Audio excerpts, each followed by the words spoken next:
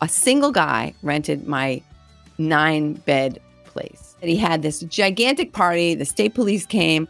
One kid, when the cops came, jumped out the second floor window. Thank God he didn't die.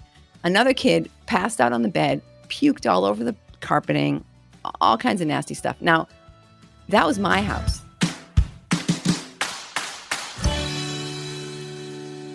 Welcome back to Women Creating Wealth, the podcast where we show you how to have more money, more options, and more fun. So today, I want to just quickly touch on last week's show because it's going to kind of tie into this. So last week we met John Bianchi. I pronounced his name wrong the whole time, really bad. And he taught us about Airbnb analytics, like how to make sure that what you're going to do is going to make money, okay? Go back if you haven't and watch that show because it's going to really tie into this because today, we're going to talk about rental arbitrage. And if you mess that up, you're going to end up with a lease on a house that, is not making you any money. And that's not the plan, right? The plan is more money. Also, I want to really take a minute and acknowledge the cool YouTube conversation that's been going on. I love hearing your comments. Love responding to your comments, love being able to actually, get what you're thinking so that we can kind of tailor this whole thing to you, right? You are why we're here. So thank you. So we have talked about how you can start house hacking with no money and no house. But this week I want to talk about what if you have a little bit of money, but still no house? What are your options then? One option that's getting increasingly popular is called rental arbitrage. So arbitrage is really kind of a legal term, which has been correctly applied, I think, to rentals, but just a little different. It's kind of a fancy name. It basically means you rent a house or an apartment and then you sublease it at a profit.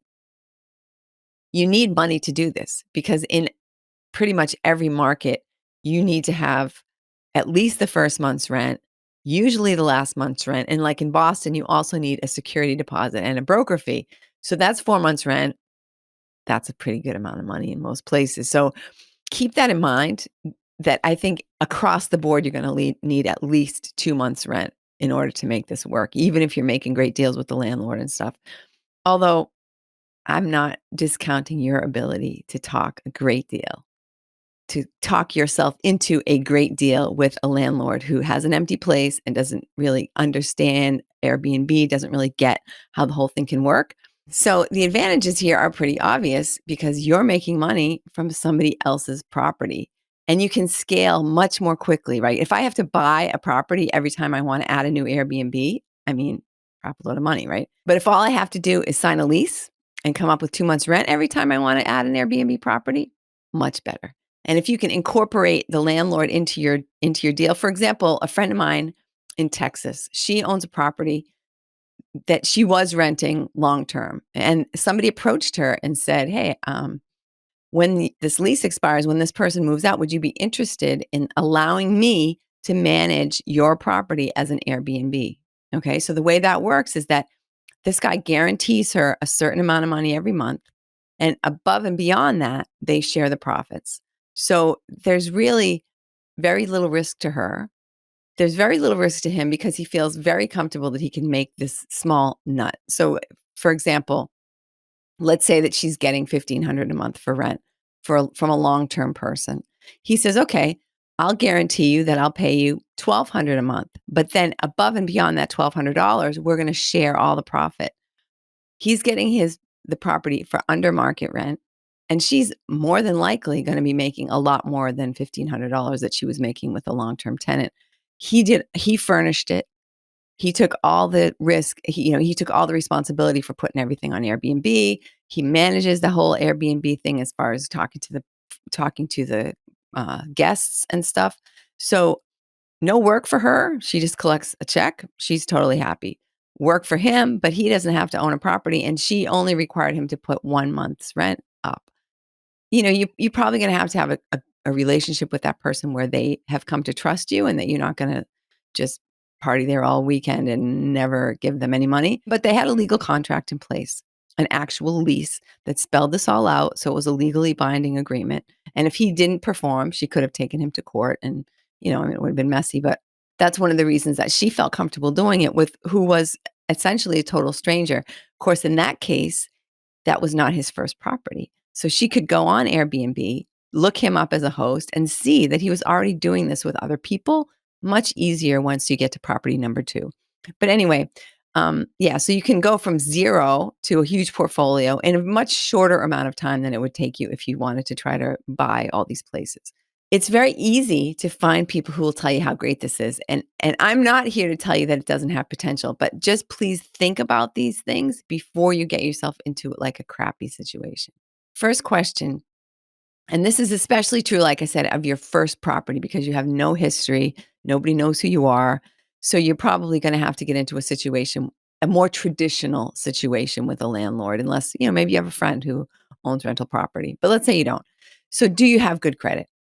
Most decent places in most markets are going to require you to have a credit score of at least like 600 or 650 before they're going to rent to you. So, do you have great credit? If not, start thinking about that.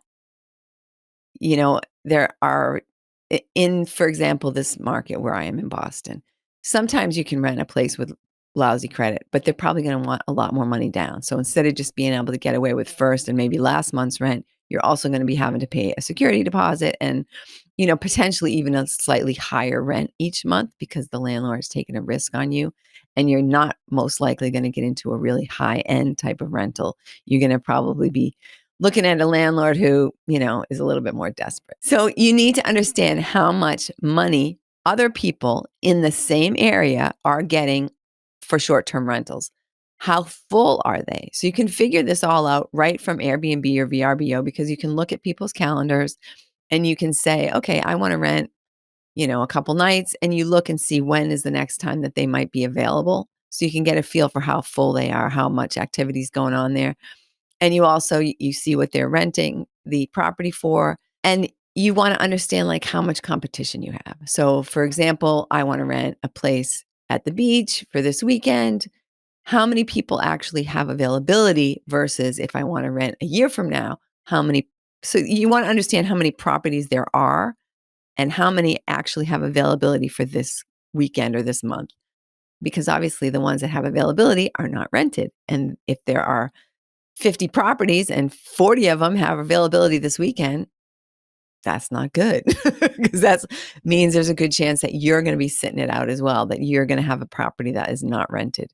So you're looking for a place where there's maybe 50 properties, but for this weekend, there's only 2 available, and they're ones that are really big or really small or really whatever. So do some analytics to find out how much competition you have and how they're doing.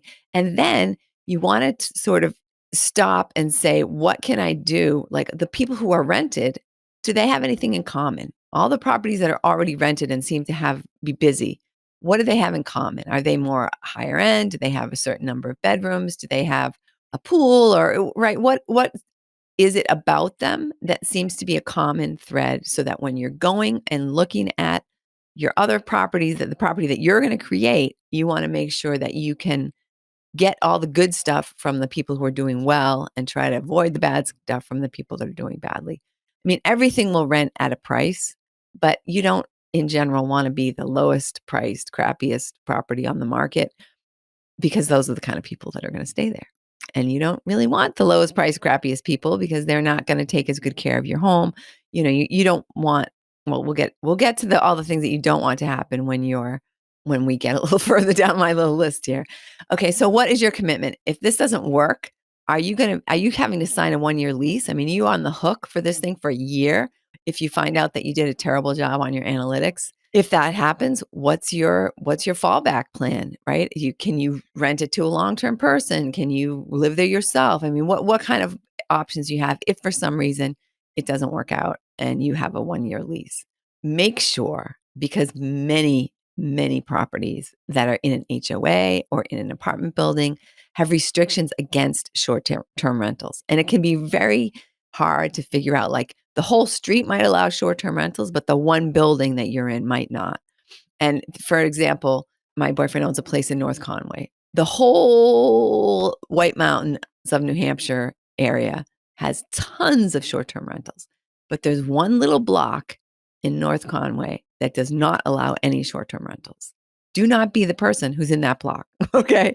You wanna make sure that you are not getting yourself into that kind of a situation. Another question you wanna ask yourself as you're looking over these properties is, what are the neighbors like?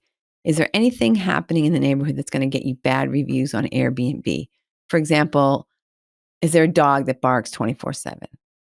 Is it right next to a train station? Is there something that's gonna be really noisy, wake people up in the middle of the night? Is there a bar that lets out at 2 a.m. and everybody's like, you know, having parties on the sidewalk or something?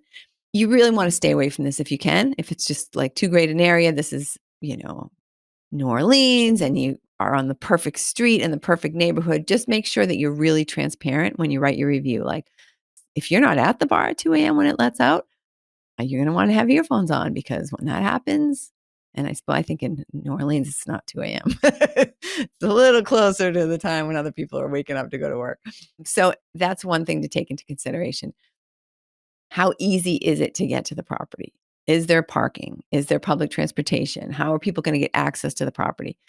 So here's an example. I've rented a lot of Airbnbs as a guest in New York City. New York City, pretty much across the board, you're not allowed to do short-term rentals. So these are all like these little kludgy situations where, you've gotta they don't put the real address on there, and then you gotta meet the person on the street, and you gotta pretend that you're somebody's friend, there's all that stuff. That's a hassle, and those people inevitably, when I go and look for them again a couple months later, they're gone. So don't do that to yourself, just you don't need the drama. So keep that stuff in mind, and the main thing, how are people gonna get access? Do you really wanna meet the person every single time, meet every single guest and let them in? Some people do. Do you have a lockbox? I had a property downtown Boston that I just did short term for the summer. Not allowed by the condo association, so they kept cutting my lockboxes off. That's not ideal, right? The guests show up, you're not in town, and oh, by the way, you can't get in because the lockbox is cut off. Plus, the keys cost like $100 every time you have to remake them. Don't go there. So now you want to do the data. How do you need to furnish this property? What are people looking for in that area? You don't wanna, like, get a bunch of junk from Salvation Army and have nobody wanna rent there because it's a higher end area, right? Some places you can get away with, a couch with springs coming out, but I don't think ideally that that's where you're gonna make the majority of your money. So, see what you can get, see what other people are doing and how they're succeeding. And again, go back to John's episode last week and check and, like, listen to the stuff that he's suggesting that you look into. Okay, so now what happens if somebody damages the property? Okay, so this happened to me. This is not a happy story, but I had a single guy rented my 9-bed place. It was like 3 bedrooms, but there were lots and lots of beds and couches and stuff. So he says, "Oh, I'm just a single guy. I just want to rent the space and work on my dissertation." Except that he had this gigantic party, the state police came, one kid, when the cops came, jumped out the second floor window, thank God he didn't die. Another kid passed out on the bed, puked all over the carpeting, all kinds of nasty stuff. Now, that was my house. What if it was somebody else's house, right? What if you have to explain, like, why the whole place smells like vomit because some idiot. Anyway, he ended up paying for the window, and I had to do a lot of stuff to get the smell out. But anyway, what happens if that happens when you're renting somebody else's house? Do you have insurance? What kind of insurance? There's special stuff you can get, like, that has business resumption insurance. So, like, the next people who came said, "Gee, the house smells like vomit. I don't wanna stay here." So, I would have had to pay to put them up in another place, and I did have to pay to put them up in another place. There is insurance that you can get so that if there's a flood, if there's a fire, if something happens, that you have some type of way to give your guests still a good experience, but just not at your place. Big ethics question here. Does the landlord know that you're going to be subleasing this property? I highly recommend that not only does the landlord know, but there's something in the lease that shows that this is gonna be allowed so that when, somebody sues somebody, the landlord can't say, "Oh, I didn't know that they were subleasing. Oh, it's all on them," right? What is this landlord gonna require? What are the arrangements? So sometimes you can pay a lower rent, like I was talking about with my friend in Dallas. Sometimes you can pay a lower rent in exchange for sharing the profits. Sometimes they're going to want a higher security deposit because they're nervous, whatever. But it's up to you to negotiate something with the landlord so that this can work for both of you. I definitely do not recommend doing the New York City model and not letting the landlord know what's going on, because that kind of stuff bites you in the butt, and you don't need to be bit in the butt if you're just starting your journey to financial independence. So now, what about your finances? Do you have a buffer? How much of a buffer do you have? Like, what if you're not rented right away? Sometimes when you first get on Airbnb, people look and they're like, oh, this person doesn't have any reviews. I don't want to stay in a place that doesn't have any reviews, which is understandable. So a lot of times Airbnb gives you the opportunity to give them a reduced rent. So like, hey, first 3 guests get, 40% off, and that can help to get people coming in and getting the reviews going. But what if it's a month before you get anybody? What if you happen to have rented in a place that's a little bit seasonal and it's going to be some time before you start getting rented on a regular basis, like the property up in the White Mountains that I was talking about? That is, in the summertime, you get a lot of week-long rentals, but in the wintertime, people are just going up to ski. You're just getting weekends. So that's obviously not as much money. What happens, right? You rent during mud season in North Conway, New Hampshire, and nobody wants to come and stay until the black flies go away. You still have to pay the rent, or you risk getting crappy credit and potentially ending up in court or evicted by your landlord. This can be really messy, especially if you have people booked in the future. And now you're having an argument with the landlord and he doesn't want, he's got a big deadbolt on the door and you can't even get back in. So don't put yourself into a situation where you're going to have to cancel future guests and then get a bad rating on Airbnb. And Airbnb, if you cancel too many people, they'll just like, one mistake can really screw up your Airbnb career, and it can be kind of hard to bounce back from that. So getting everything thought through up front, good idea. If you've never done Airbnb before, I highly recommend that you get some experience first. Now, maybe that experience is just being a guest, right? Maybe the next time you go someplace on vacation, instead of renting a hotel, rent an Airbnb. Get to like understand a little bit about what you're looking for when you search and how the whole review process works and stuff. Your goal, if you want to get good guests and consistent rentals, is to become a super host. You don't become a super host by being a dummy. You got to be on top of this. You got to be able to respond to your guests quickly in a really efficient manner. You've got to be 100% putting yourself in their shoes. So you show up at a place and there's a problem. How do you feel? What is going to make you feel better? And assume that it's maybe not just you, but maybe the most like whiny person you know. If you can, start by co-hosting with someone else. Maybe you've got a friend who does Airbnb and they'll let you to kind of be the co-host. You can see the messages going back and forth. You can have an opportunity to sort of see how that whole thing works. Or another cool idea, try starting by renting an experience, hosting an experience. So you love this town and you want to host a pub crawl, right? So you've got some restaurants that you like. You're going to bring people to, apps in one place and then blah, blah, blah, a bunch of different restaurants, and they end up with dessert on some roof deck somewhere. If you host an experience, you're going to get a lot of the same experience, a lot of the same situations that you would have if you were hosting a room.